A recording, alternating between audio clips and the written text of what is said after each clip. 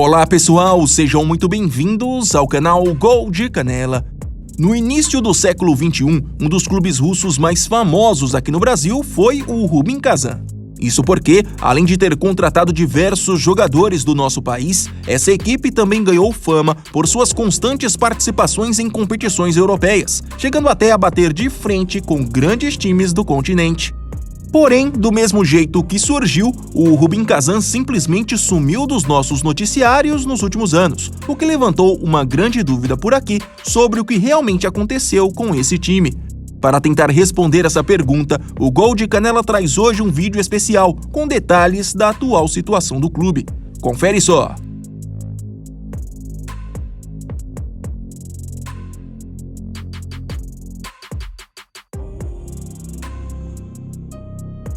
Fundado em 1958, o Rubin Kazan foi durante muitos anos um time quase sem expressão no cenário do futebol nacional. Para se ter uma ideia, durante a época da União Soviética, eles nunca chegaram a disputar a primeira divisão. Só participavam de competições de acesso ou regionais, e mesmo assim sem conquistar grandes resultados. Porém, tudo mudou a partir de 1996, quando a prefeitura da cidade de Kazan assumiu o comando do clube para transformá-lo em um símbolo de força local. Para quem não sabe, Kazan é a capital do Tartarristão, uma região que justamente no final dos anos 90 ganhou uma espécie de semi-autonomia da Rússia. Contando então com esse forte suporte político e também com o patrocínio de várias empresas locais, o Rubin Kazan aos poucos foi conquistando seu espaço e, sob o comando técnico de Kurban Berdiev, conseguiu o tão sonhado acesso para a primeira divisão russa em 2003. Logo em seguida, investindo pesado na contratação de bons jogadores locais e internacionais, a equipe foi cada vez mais se consolidando na elite, até que em 2008, apenas 12 anos depois do início da nova gestão, veio o inédito título do campeonato russo. Já em 2009, foi a vez de mais um troféu do campeonato russo e também da primeira participação na Liga dos Campeões. Aliás, foi justamente nessa estreia que aconteceu a histórica vitória por 2-1 sobre o Barcelona, em pleno Camp Nou. Esses 2 anos representaram o melhor momento da história do Rubin Kazan e, no âmbito político, também da região do Tartarristão, que passou a vender na época uma atmosfera de prosperidade perante toda a Rússia.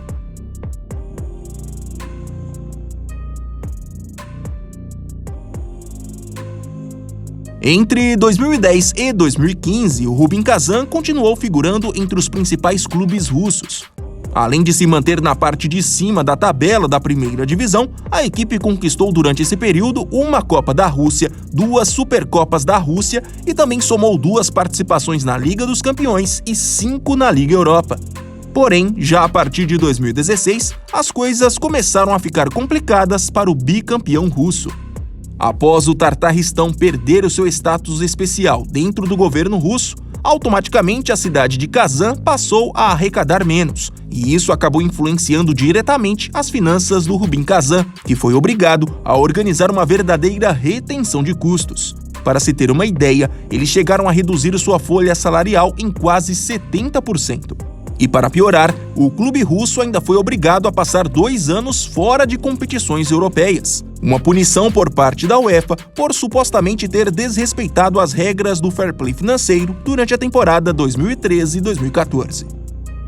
Já sem Berdiev como treinador, demitido após 12 anos de trabalho e agora sob o comando administrativo de um grupo de investidores lá do Tartarristão, o Rubin Kazan até chegou a se manter na primeira divisão russa com campanhas medianas, terminando quase sempre abaixo dos 10 primeiros. Todavia, na última temporada veio então o grande baque, que foi uma queda para a segunda divisão.